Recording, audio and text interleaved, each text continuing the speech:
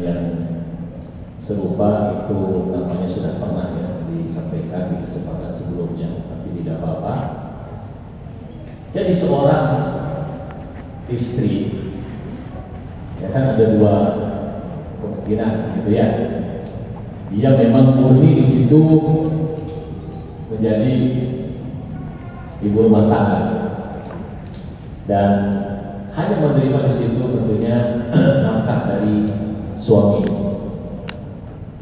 Dan ada seorang istri yang masya Allah dia memang pandai berbisnis.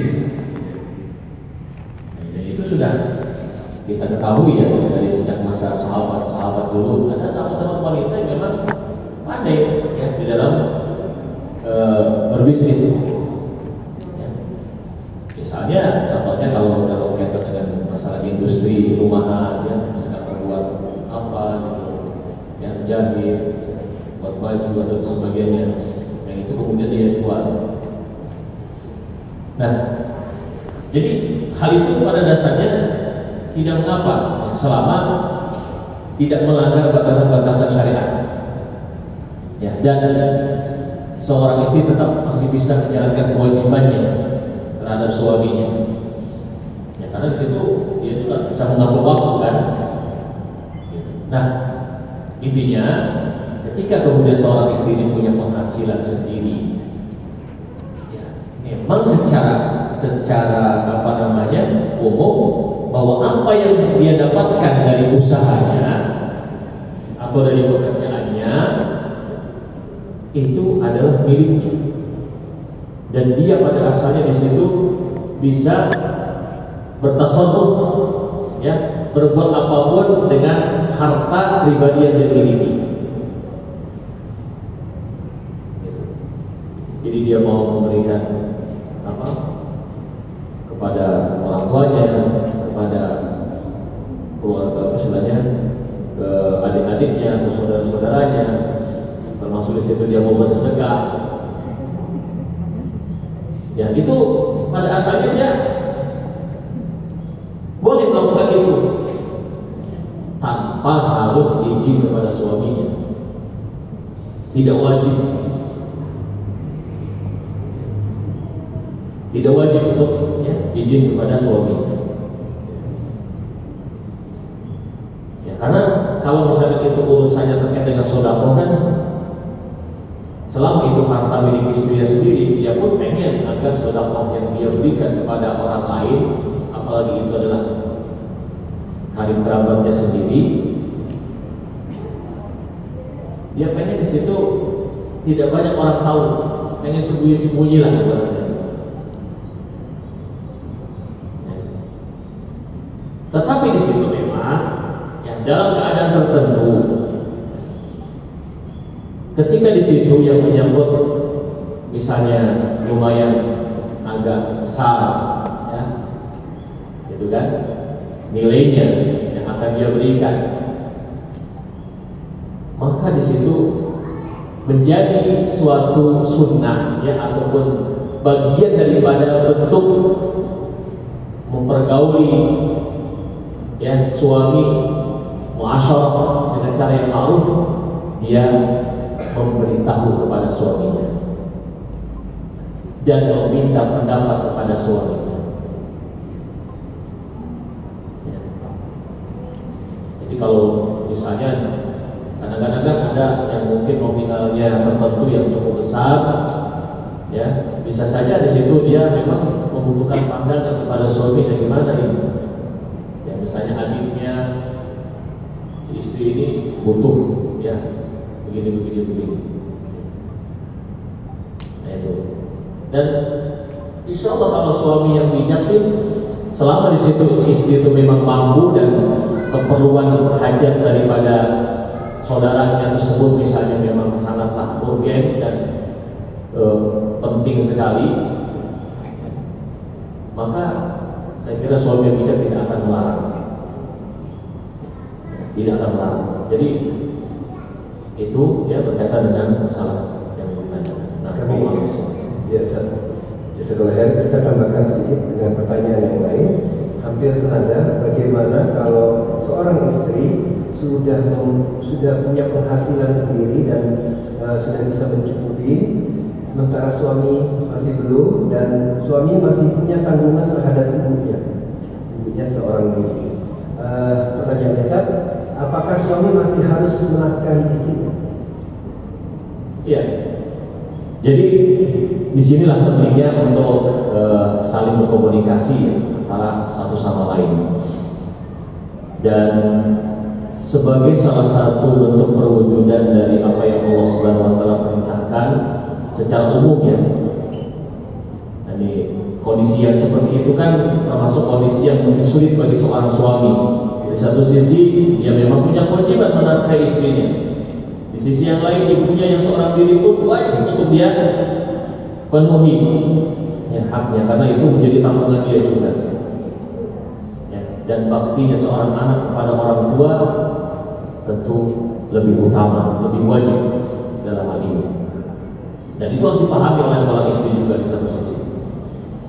Nah, jadi kalau misalkan seorang suami itu mampu ya untuk menggabungkan kedua-duanya, ya, maka itu tentu yang paling afdol, ya kan? Itu yang paling utama. Tapi ketika suami dalam keterbatasan, maka disitulah peran seorang istri untuk memahami dan mengerti keadaan suaminya, bahwa suaminya masih punya kewajiban terhadap orang tuanya yang satu-satunya masih ada, yaitu seorang ibu yang telah melahirkannya. Maka di situ seorang istri tidak boleh cemburu dalam hal ini. Ketika misalnya suaminya ya masih memberikan atau menunaikan tanggungan kepada ibunya. Kalau seorang istri bersikap lapang dalam hal ini, ya, maka itu adalah salah satu di antara ciri wanita yang solehah ya, dalam hal ini. Jadi dalam ini jangan banyak menuntut, apalagi kalau ternyata tadi ya, biasanya si istri sudah punya istilahnya di situ penghasilan sendiri dan cukup bagi dirinya. Dia bisa di situ ya menenangkan diri suaminya, yang karena mungkin bisa saja suaminya pun gelisah ini bagaimana kan itu ya. Saya punya tabungan ini, punya tabungan ini gitu kan. Di situ lakukan seorang istri bisa menenteramkan hati suaminya. Jadi kita perhatikan ya bahwa terkadang memang itu sesuatu yang berat, yang sulit. Jadi kalau misalkan tidak ada saling berlapang dada ya, di antara keduanya, maka itu tadi bisa akan menjadi celah ya, konflik di antara keduanya. Dan kita dapati di situ di antara para sahabat dahulu ada yang bahkan dinafkahi oleh istrinya. Ketika suaminya ya tidak mampu, termasuk orang yang miskin, ya, dan dia tidak bisa di situ memiliki kesempatan untuk mendapatkan maisha yang mencukupi bagi diri dan keluarga. Yang terutama di situ para sahabat yang memang fokus ya dalam masalah ilmu, seperti hanya Abu Hurairah radhiyallahu anhu yang dinafkahi oleh istrinya. Karena di situ fokusnya dalam belajar dan menuntut ilmu, sehingga menjadi seorang yang paling banyak melihat hadis dari Nabi Sallallahu Alaihi Wasallam.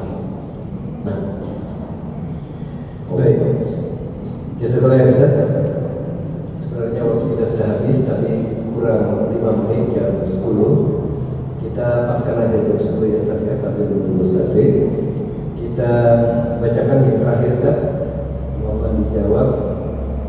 Bismillahirrahmanirrahim. Assalamualaikum warahmatullahi wabarakatuh Ustaz.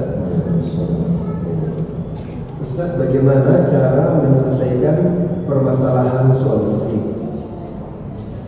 Apakah perlu pihak ketiga,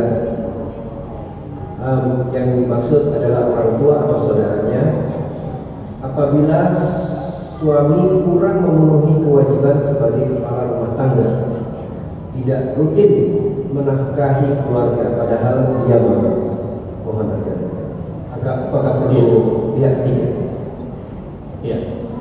Jadi ini kan kasusnya berarti ada sebuah kezaliman. Suami mampu menafkahi istri, tapi dia di situ tidak memenuhi kewajibannya terhadap istrinya tersebut dengan baik.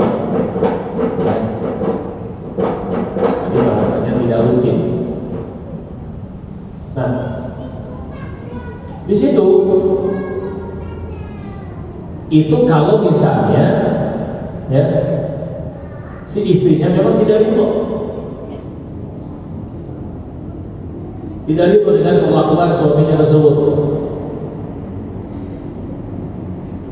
maka kalau sampai dalam tahap antara keduanya itu tidak ada penyelesaian secara internal, suami istri tersebut tidak bisa diselesaikan, karena kan itu ada tahapan-tahapannya. Nah, di saat itulah kalau sampai kepada taraf di mana dari sebab tadi kemudian akhirnya memuncak sampai pada kondisi terjadi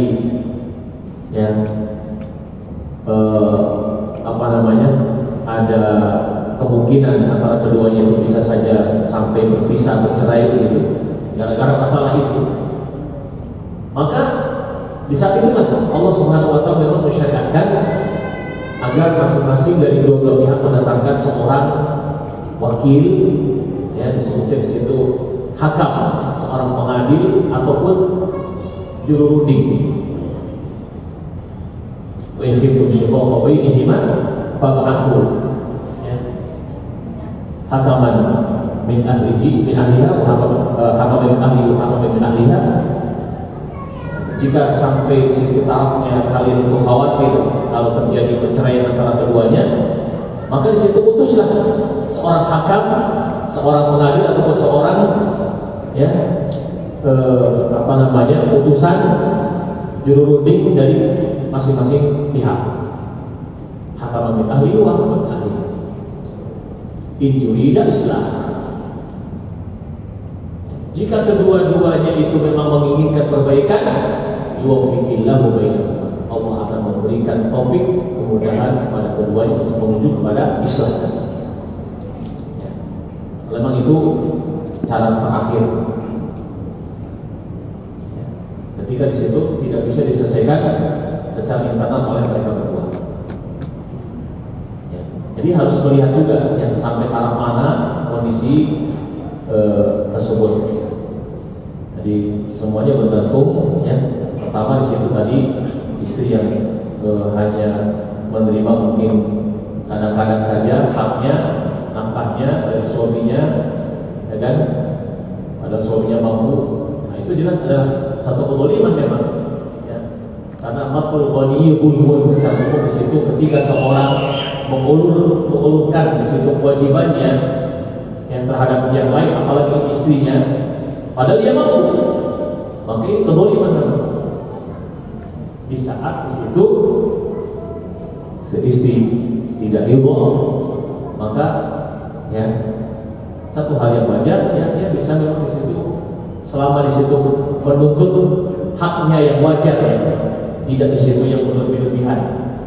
Haknya yang wajar, wajarnya maksudnya itu wajar itu yang sesuai dengan uruf yang berlaku.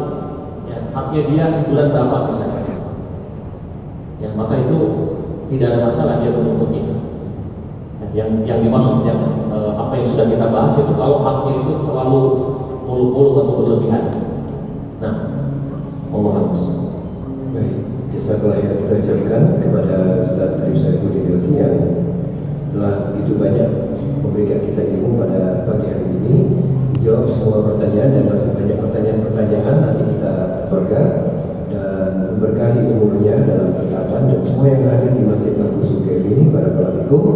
Insya Allah kita akan bertemu lagi di kesempatan lain di bulan depan di pekan kedua bersama Ustaz Arif Syakir. Kita akhiri dulu sejenak dengan doa kepada majelis. Subhanallah, Assalamualaikum warahmatullahi wabarakatuh.